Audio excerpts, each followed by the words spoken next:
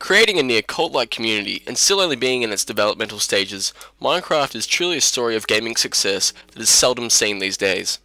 As Minecraft is still only in its testing stages, I can only give a fair review for what is currently available in the Beta 1.8 update version of the game. But that is still by no means an easy task to achieve, and it is even harder to do this task justice. If I had to describe Minecraft to someone as simplistically as possible, calling it a video game version of LEGO would probably do. However, Minecraft has levels of depth and detail that would rival many A-list games created on a budget of millions, and a surface glimpse of Minecraft does not accurately show just how amazing the game truly is. This really is a case where you cannot judge a book by its cover. Corny graphics that you would expect to see on a Nintendo 64, and a game that literally has no storyline or objective other than to simply survive, is probably not the most appealing way to sell the game. But it is, in fact, those elements that make Minecraft what it is. Not forcing objectives and a story down the throat of the player allows for literally limitless creative license. The single player starts you out in a randomly generated world and gives you no tutorial on what to do or how to go about doing it.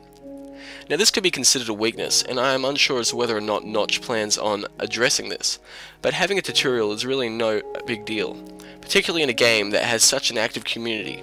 Assuming you have a decent internet connection, you should be fine as long as you have YouTube, the Minecraft wiki, and the forums as part of your arsenal. Now back on topic.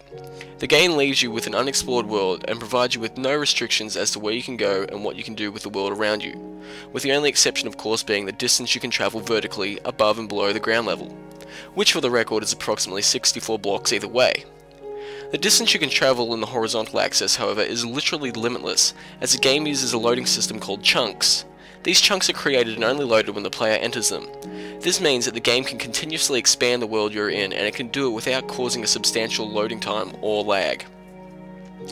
However, once you have entered this randomly generated world, I would suggest you do either one of two things before you consider exploring too much.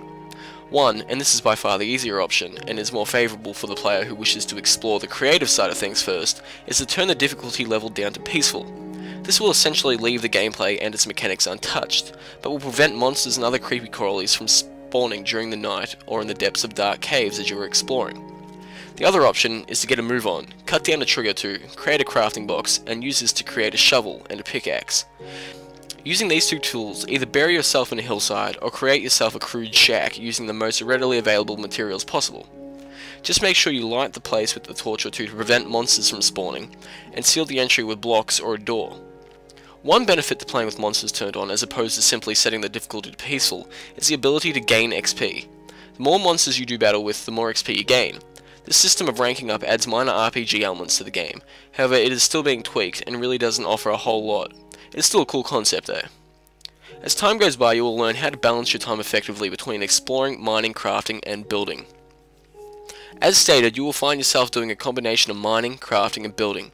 Mining is for the most part quite self-explanatory.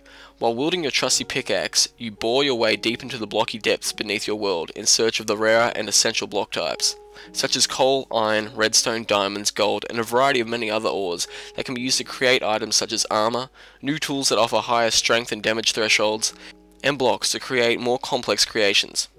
This is where crafting essentially comes into the equation. With the use of a crafting box and a furnace, you will find yourself making all sorts of combinations and discovering all types of materials you never knew existed. For example, you can use coal in a furnace to smelt your iron. It will get iron blocks. Take these iron blocks over to the crafting bench and combine them in the correct order with wooden sticks, and you have yourself a set of mine tracks. The next thing you know, you have your very own rail system to help you navigate the vast caves and mine systems you will have no doubt uncovered in your exploits. And finally, there is building.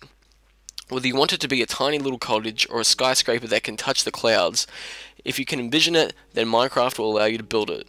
Of course you will have to make do with the limitations of nothing more than working with generic square blocks, but this adds a level of difficulty and a challenge that should be viewed as enjoyable. It is quite satisfying to see a creation that looks good take shape from nothing more than just squares placed in certain orders. Minecraft's graphics are by no stretch of the imagination good. In fact, they are quite bad. But this is an intentional thing, and it adds to the unique atmosphere in an awesome way. In an age where graphics are almost more important than gameplay, it is a refreshing feeling to know that there are still developers out there who have their priorities set straight, so my hat goes off to Mojang on this one. All in all, Minecraft is an amazing game, and it deserves to stand up there with other titles that should be on your to-buy list, like Uncharted 3, Battlefield 3, and Modern Warfare 3. Another beauty of this game is that it's cheap. It currently runs at around £15, which can be converted to between $20 and $30 depending on where you live. Another bonus is that the game is currently 25% off during beta purchases, so I'd recommend you get in early if you're interested in this title, which for all intents and purposes you should be. Now it's time for me to sum it all up, and I know what you're thinking, but you missed out on so much detail. Well, I'm sorry, but simply I could not touch down every topic in a single video, so I cannot stress enough how much I suggest you pick this game up.